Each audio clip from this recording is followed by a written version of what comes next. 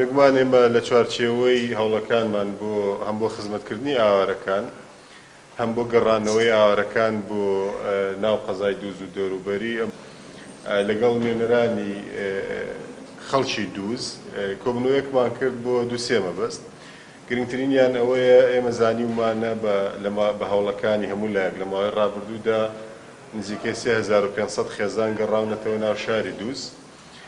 چۆن بتوانین ئەو نزیکەی 6000 خێزانەی کە ماوە ئەوانیش بگەڕێنەوە، ینی هۆکارەکانی نەگەڕانەوەیان چێ بۆی بتوانین ڕێوشوێنێک دابنین بە هەماهەنگی لەگەڵ ئیدارەی دووس خوڕمات و بۆی بتوان بگەڕێنەوە.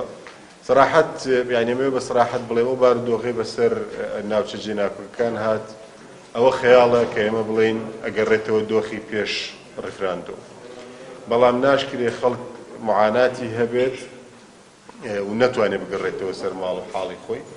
لە ڕووی سیاسیەوە وەزعەکە گۆڕاوە، لە ڕووی ئیداریەوە وەزعەکە گۆڕاوە، بەڵام نامانوێت لە ڕووی بژێوی خەڵکەوە، ینی خەڵک هەموو خەڵک باجەکەی بدات.